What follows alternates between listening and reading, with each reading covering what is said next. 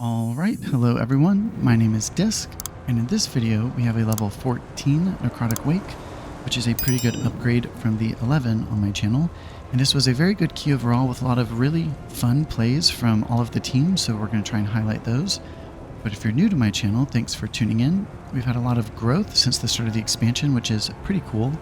The goal of my channel is to help others learn to min-max discipline from a spell-by-spell point of view.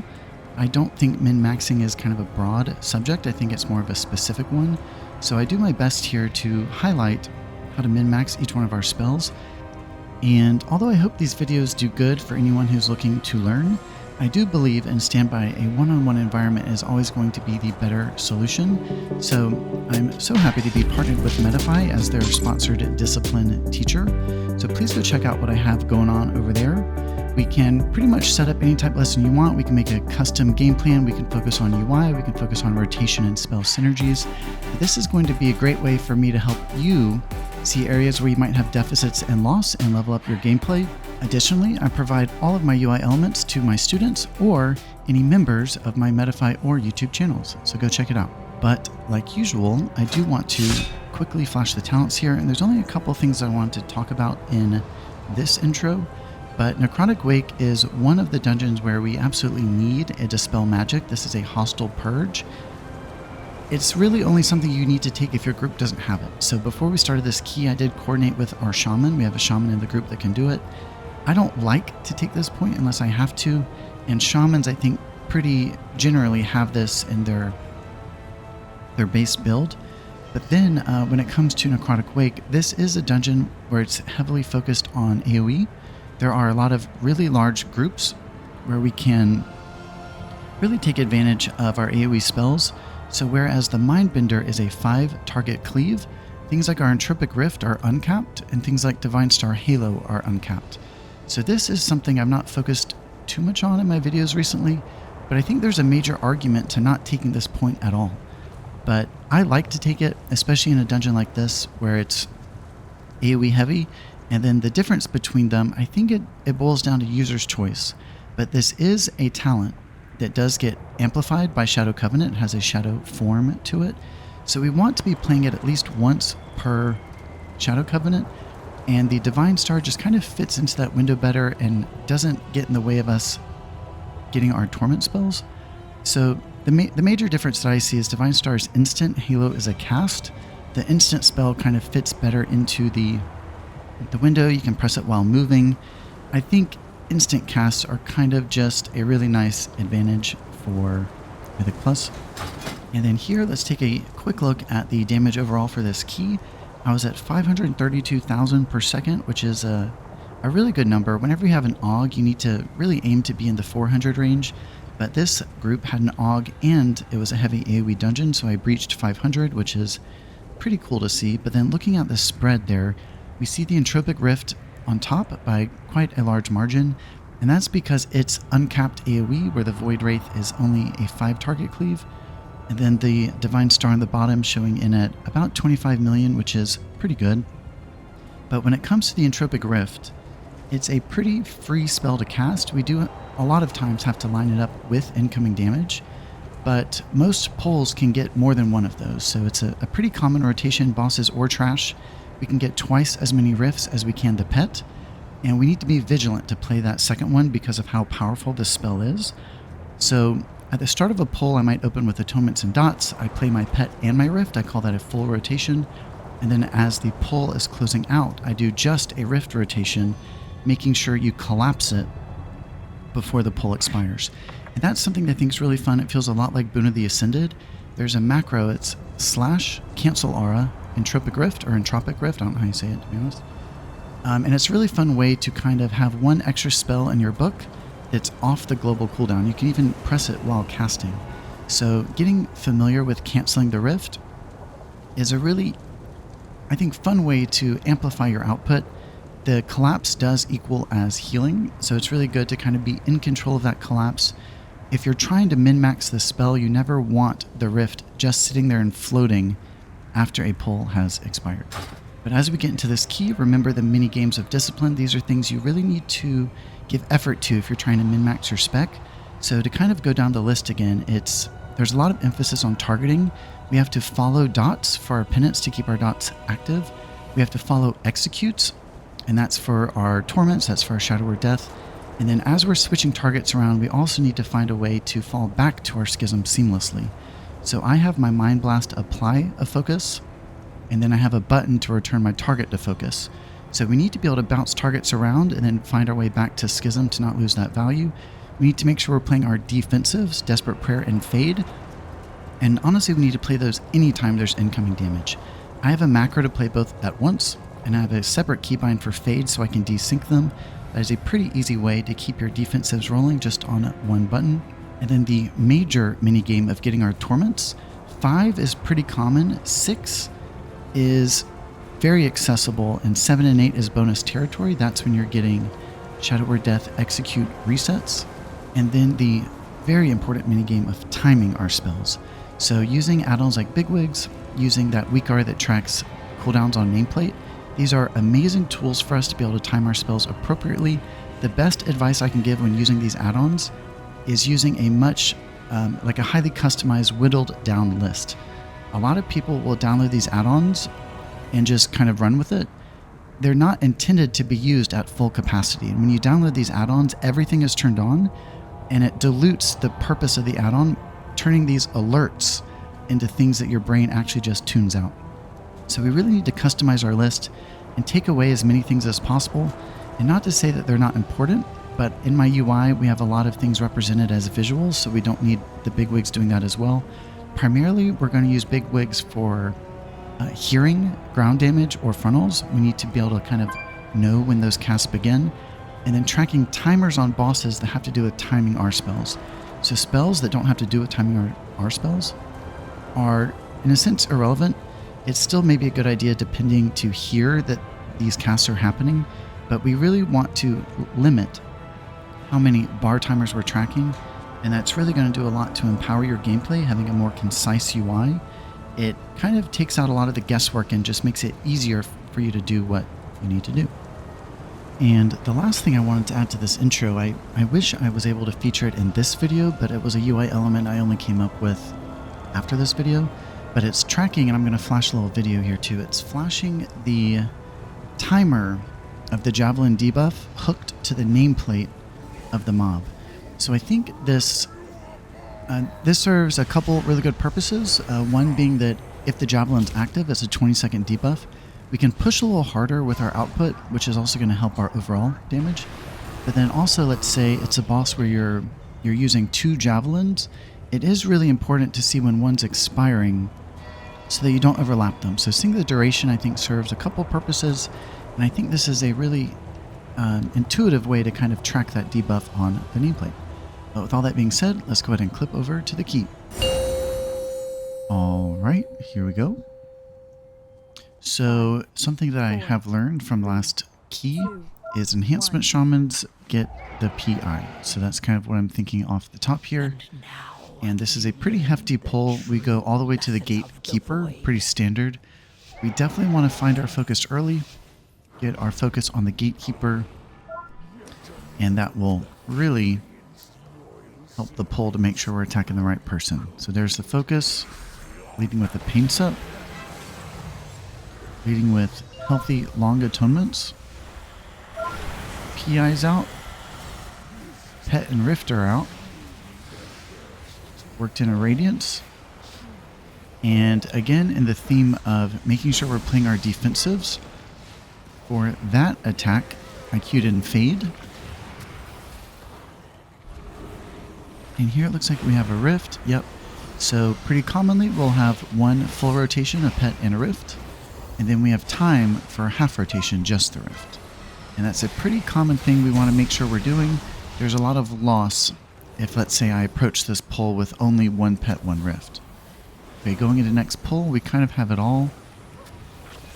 There is quite a bit of spike damage in this pull.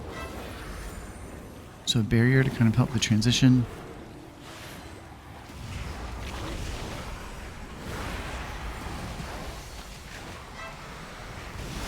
And I also use my Desperate Prayer there.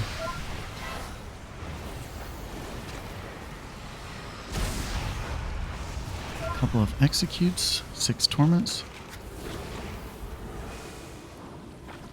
Your survival And wasn't necessary. that death, when I was actually playing this key, I even saw it coming, but there was really not much I could do. Potentially a health potion, but my shield wall was used, my shadow meld was used, so it was just a pretty big pull, and it was a missed kick, but it is bound to happen in pulls like that. I have changed one thing to my UI that I think will really help me maximize shadow meld more. So although I have that weak aura that helps me track specific targeted casts, I don't track every cast with that. And the casts that I died to were more minor casts. So I did notice that my frame was highlighted red, being that I was targeted. But a weak aura that I've gotten, 7 torments, a weak aura that I got, I saw it on someone else's video, and I think this is one really good takeaway from watching other people play, is always look for something that maybe you didn't know, you've not seen, a UI element, a strategy. And yeah, I was watching someone's video, and there's a weak aura that pops up anytime that you're targeted with a cast, and it's personal only. So like anytime that you yourself is targeted, it'll kind of like give you a little indicator. So I put that into my UI now, interested to kind of see how it works out. But I think it might be a nice way to help maximize shadow meld better. Okay, so on this boss, really only tracking one timer. We do have it on the nameplate. And we also have the targeted cast weak aura showing whom is being targeted with the wretch. And a good idea for those is you really always want to shield them before they get hit. You could combo that with a barrier, you could combo that with a pain sup. But kind of one thing I'm thinking here is, okay, if we're 10 seconds away to the next attack, what's my plan if I'm targeted? So I'm noticing I have Desperate Prayer, I have Fade, I have a Pain Sup. So I'll always prioritize Desperate Prayer and Fade over Pain Sup if I'm targeted.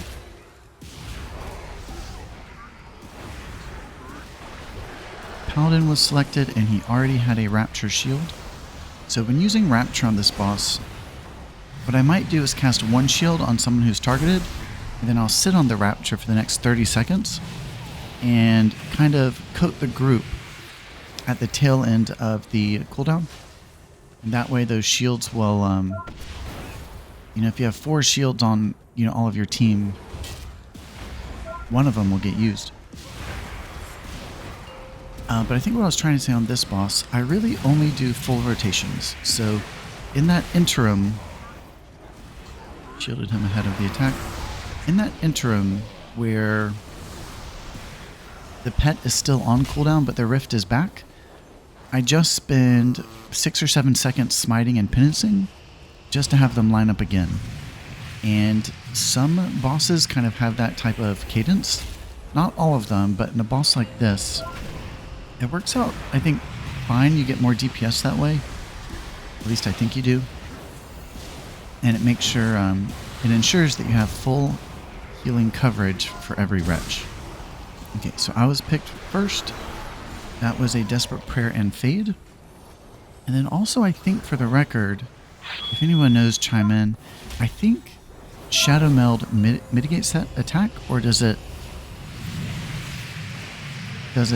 default it to somebody else? I'm not sure. Okay, so we are in execute range. Let's see how many torments I get. So Pet, Death, Death, Rift, Penance. Okay, I have no... Okay, good, I wasn't picked. Yeah, so anticipating each one of those attacks. 7 torments, pretty good. Yeah, really the only thing I'm doing there is as an attack is coming, I'm just thinking ahead, planning what's my next move if I'm selected.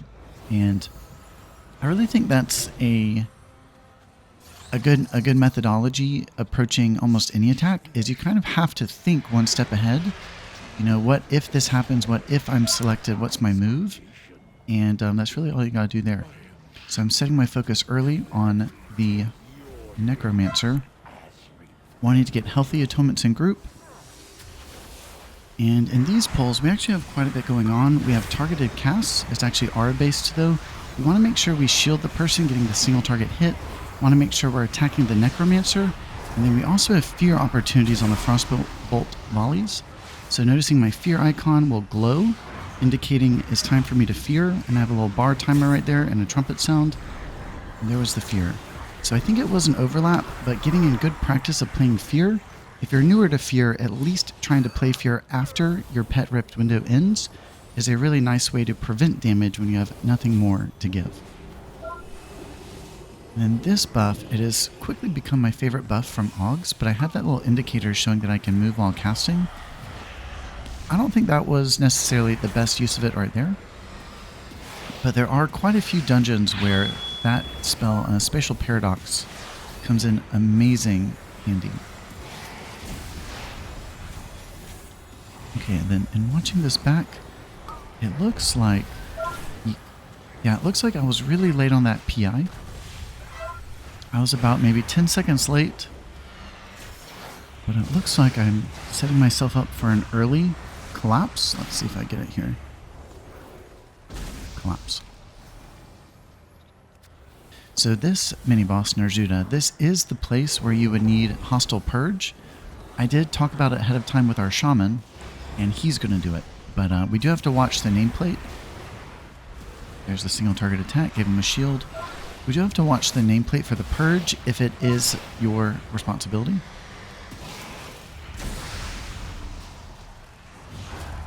Switch targets to preserve my dots.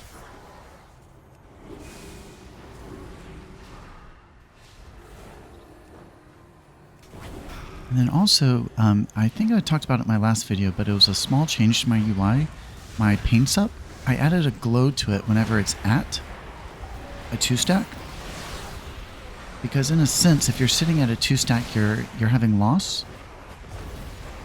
So it's really never something you want sitting at a 2. And in this case, we just haven't needed it yet, but making sure you get more pain sups is a good idea.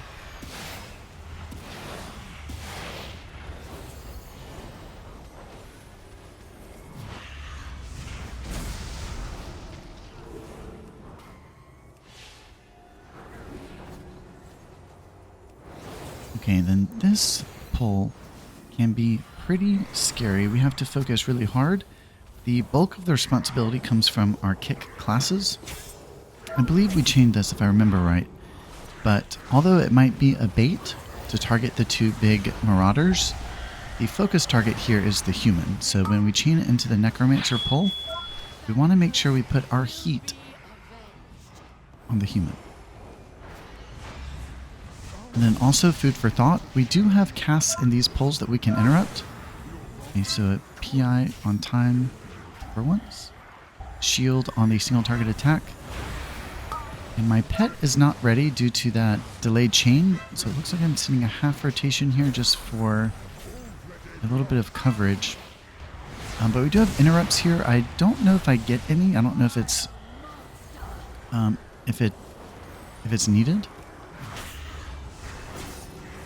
But the Frostbolt volleys are big boo-boos if they hit the group, and our fear does work on those. So a lot of keys these days skip this next pull, which is what we're doing.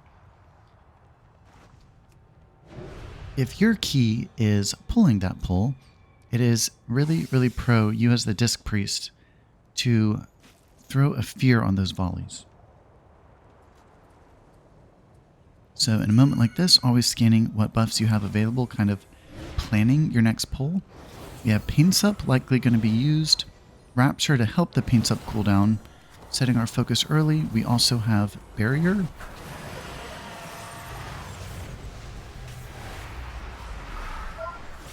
So getting my spells out literally as quickly as I can. Playing a Divine Star for the AoE damage grab. Switch targets for a couple of executes. Focus targeting macro to fall back to my Schism.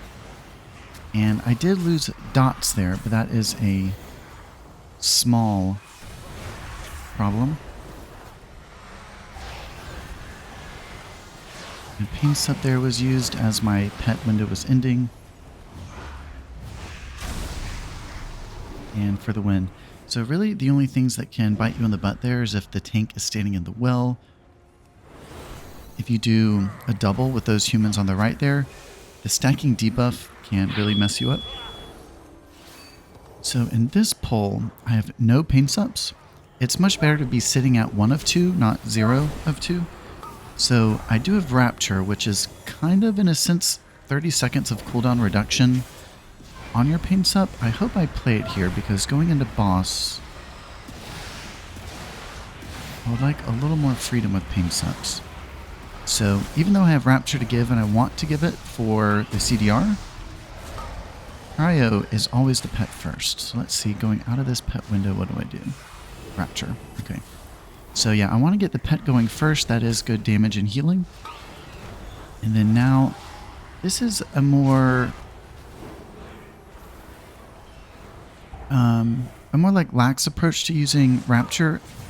I just cast it to try and help my CDR, and I'm just staggering them on the tank.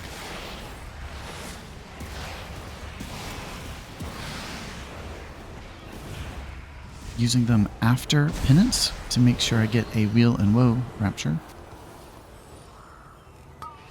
And I think here I just go for a half rotation to polish off the mini-boss. Yep. So when it comes to Rapture and CDR, I'm thinking to make a dedicated Rapture video talking about all the ways you can use it. But if you lead into your Rapture with a regular shield, the 6-second cooldown, followed by 6 Rapture shields, and then 1 additional regular 6-second cooldown regular shield, that is 8 shields total, which comes out to 24 seconds of CDR.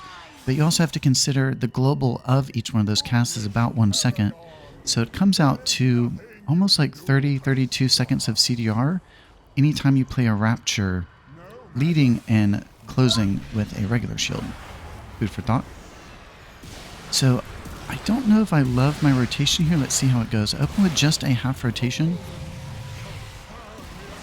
And the timing of this is just a little too quick.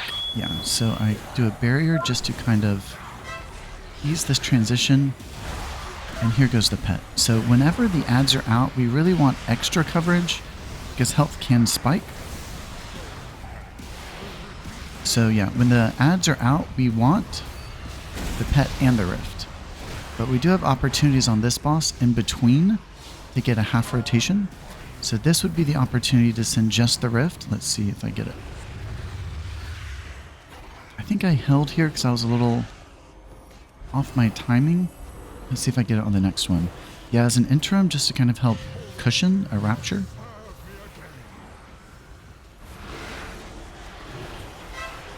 So Desperate Prayer and Fade on this one.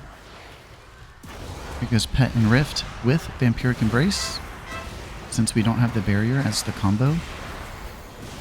Working a Radiance in between. And a couple of executes for the win. So never count on executes on boss. A lot of bosses have ads. That is a great place to get executes. And I did not do the half rotation here again. Let's see if I get it on the next one, or maybe that's just not the play. The timing is a little bit quick. This might be, depending on the level key you're doing. Okay, so let's see, I have 2 pain sups. Yep, pain sup on myself, just to make sure I live. Plus Fade. Here goes the Pet and Rift. Really just trying to get heals out as quickly as possible. Front loading the Radiance, just to make sure everyone's covered. Holy shit. Executes on the ads for 6 torments.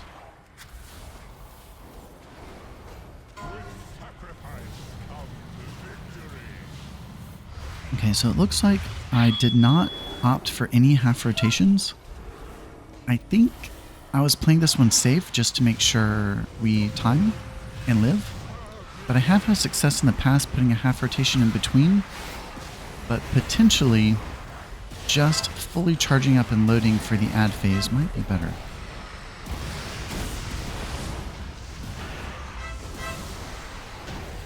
Seven torments for the win. Okay, so going into next pull, I have shield. So I recorded this key, I think 2 days ago. I actually don't remember it fully. I don't... Let's see if I play the shield or what.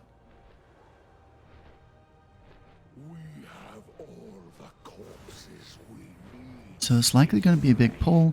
I have one Paints Up. It looks like I almost have Barrier. I have Rapture and Vampiric Embrace. So we should be totally good. And this pull is a little too big to be bothered with too many dots. So I think I just do 1 or 2. Okay, looks like I do 3. And then I just gotta go. Okay, I use my shield, thank God. Here goes the Pet Rift window. Looks like I went Pet Divine Star, Rift Penance Death. So sometimes, especially with haste, it doesn't bite you in the butt. Switch targets to preserve my dots. Focus targeting to fall back. Switch targets for executes. 6 torments. What was I saying? Oh, so sometimes when I try and get the grab of Divine Star, I will put it absolutely first in my rotation just to make sure I'm getting the hits on as many adds as possible rather than in the middle. So in a pull like that, I'm expecting a lot of the mobs to die within a couple of seconds. That's just because they don't have much health. So I Divine Starred first.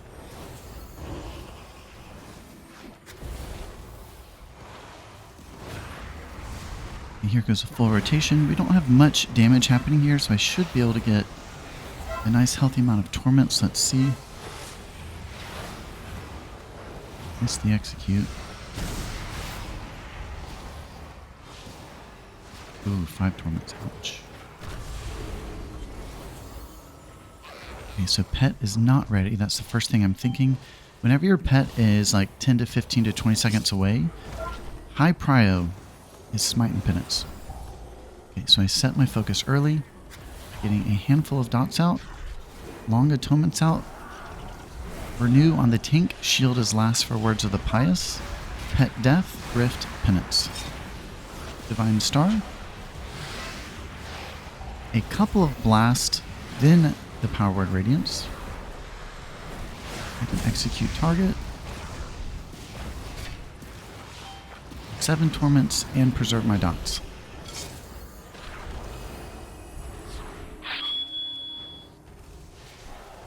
So it looks like I went to a Rapture with a Rift. It's a pretty nice rotation that can get quite a bit out of these 2 spells. I believe this Rapture is more just for CDR, but what you can do is cast your Rift, and then although 2 penance is better than 1 penance into your Rift, you can just do 1 penance and then Rapture on top of it and get a nice kind of like combo of spells. And in this pull we have honestly the best grip play I've ever seen from the AUG. So pay attention to that. What happens is I get double selected with the cleaver, which is a really tough position to be in. The casts are staggered. And I have a bot pierce, so the place to kind of stay in. So I get double selected, yeah. And for the win. So staggered casts, but when you're selected with both, it's pretty difficult. So the first cleaver cast and landed, and then the Evoker wham-bammed me into place for the second. And that was, I think, one of the best plays I've seen in WoW in a long time. Okay, so going into this pull, focus early, a party of 4. We want to dot 2, let our penance do the rest. And here goes the pet window.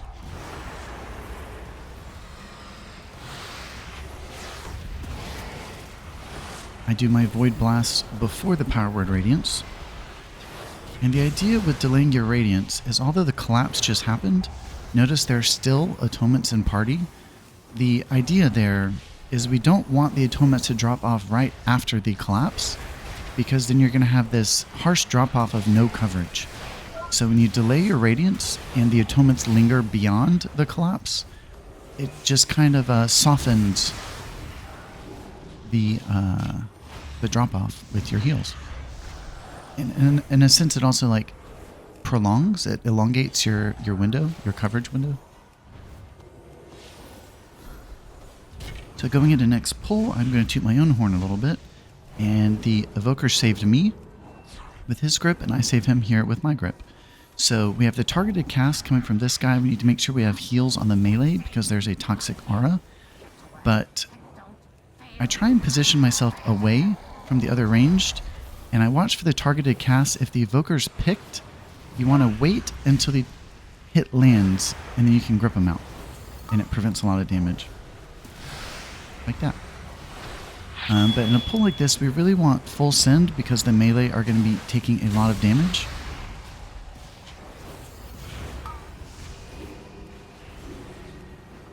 So Pet Rift is over. I just have Rift here. Kind of have to send it ASAP.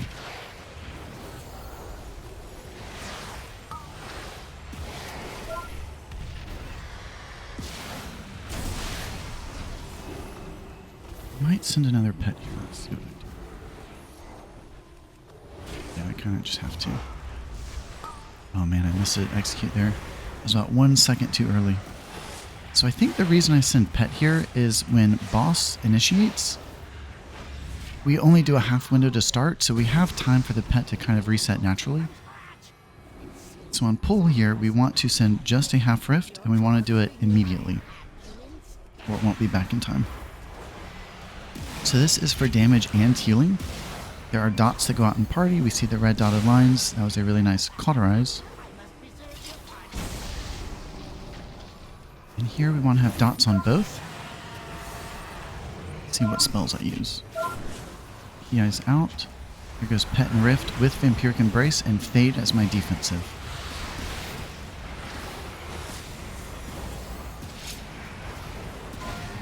This is a tricky mechanic that I almost messed up.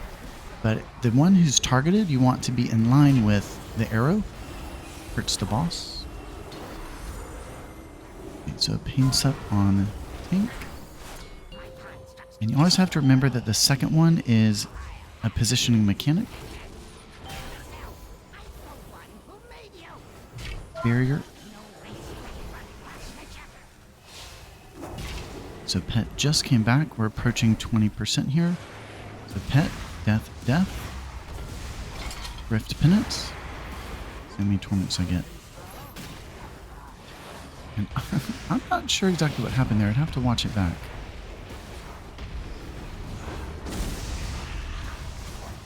Okay, 7 torments is pretty good. You really have to push here. Let's see. He's almost dead, and hallelujah.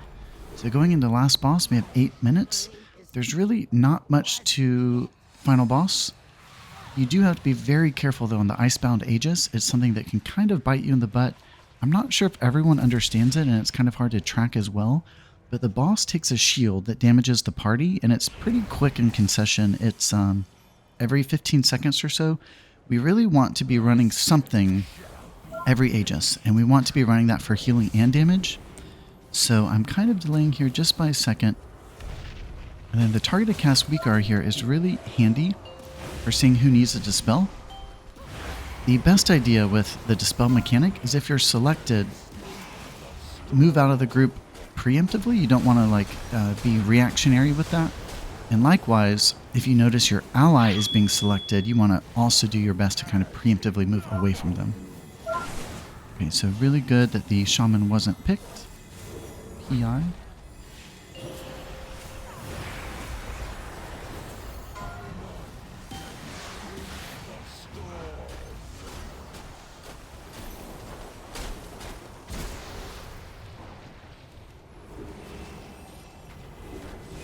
So it looks like for this boss is pretty much just a standard full rotation, half rotation, and it cycles.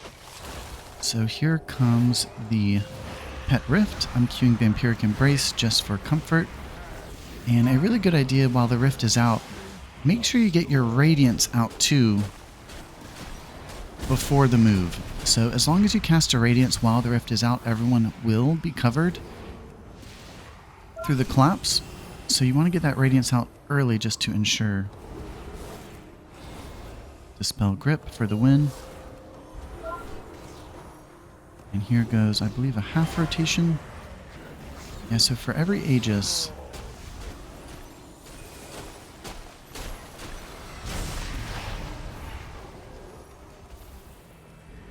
that actually makes me, I want to make a new Weakar to track that Aegis shield. I think I can.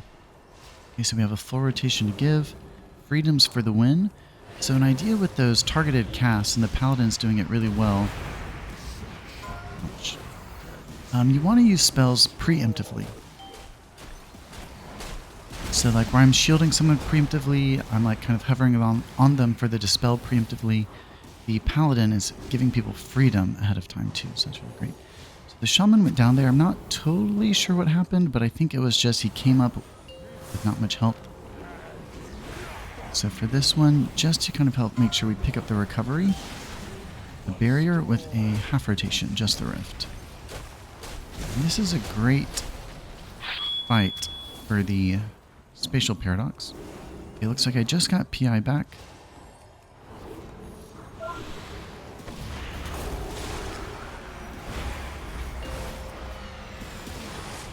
Head is out ahead of time. Radiance is out before the dance, which ensures that we are all covered for the collapse. And I believe I'm holding PI here for the Shaman. It looks like he's struggling down there a little bit. I flash shield him before a rapture on him to make sure I'm getting the mastery.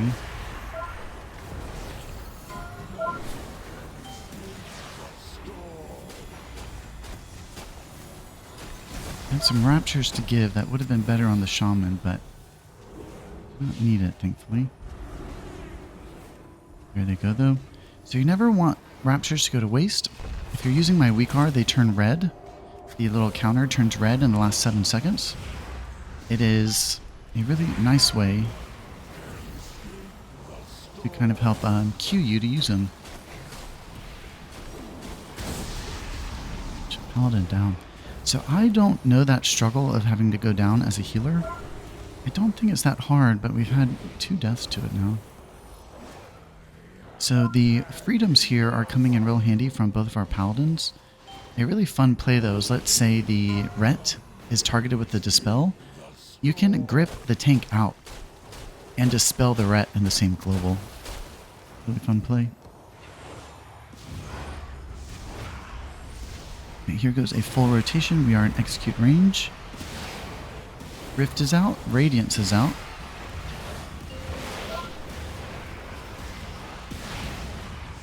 Seven torments. 8 torments. You just don't get those 8s much anymore. Let's see if I get my last rift here. This might be an area where I send Pet without the rift. Let's see. Gripping those guys is always nice.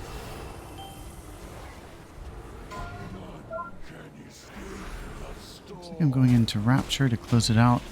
And if I were to critique myself there, the Pet was available for the last 12 seconds or so.